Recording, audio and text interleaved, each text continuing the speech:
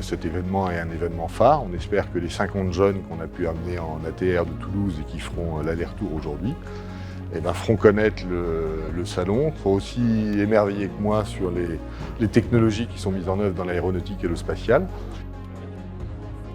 Aujourd'hui, on est dans une phase de transition dans l'industrie aéronautique. On a énormément de choses qui vont se passer dans les années qui viennent et on a besoin de compétences, de jeunes pour nous rejoindre.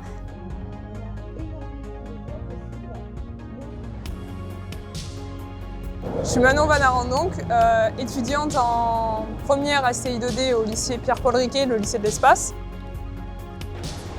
Bonjour, moi c'est Denis Forazman. Donc je suis en apprentissage pour devenir technicien aéronautique dans le système, donc c'est ce qui concerne la mécanique. Vous savez que la filière aéronautique a besoin d'attirer des talents, besoin d'attirer les forces vives d'aujourd'hui et demain, de forts besoins de recrutement dans la filière, que ce soit pour des métiers compagnons, des métiers de techniciens, des métiers d'ingénieurs. Il y a de superbes métiers, on a d'énormes besoins, donc venez nous rejoindre. Chaque année, c'est la fête de l'aéronautique, on va dire. Et donc pour moi qui est passionné depuis tout petit, c'est vraiment une superbe opportunité d'avoir pu venir ici. On est allé voir une entreprise d'aviation où ils nous ont fait visiter leurs avions. Ils nous ont montré en quoi est-ce que la féminité dans les métiers de l'aéronautique était un avantage et non un inconvénient. Je m'appelle Maha Meshnan. J'ai 14 ans et je suis élève de 3e au collège Georges Sand.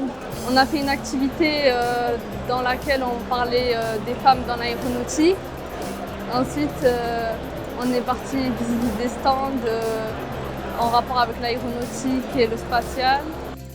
S'associer à cette opération, c'était également absolument clé. Accueillir ces jeunes afin qu'ils nous partagent leur vision de l'entreprise de demain. Être à leur écoute et puis construire ce monde de demain avec eux, tous ensemble.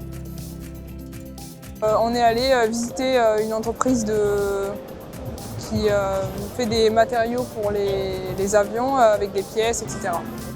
Lorsqu'on s'aperçoit que cette industrie manque de personnel pour pouvoir continuer à se développer, il est important de sensibiliser les jeunes à l'industrie de manière générale et en particulier donc à l'industrie aéronautique. En 2023, ils peuvent être les pionniers de cette 4e révolution technologique autour de l'aéronautique et du spatial pour pouvoir travailler sur la décarbonation. Il est très important de les amener sur un salon comme celui-là pour qu'ils découvrent par eux-mêmes les enjeux à la fois écologiques mais aussi industriels. Et puis, je l'espère, ça va les inciter à poursuivre des études scientifiques et pourquoi pas faire une carrière dans l'aéronautique. Moi, à la base, je suis venue parce que je suis passionnée d'aéronautique depuis longtemps et que plus tard, je souhaiterais devenir pilote de ligne.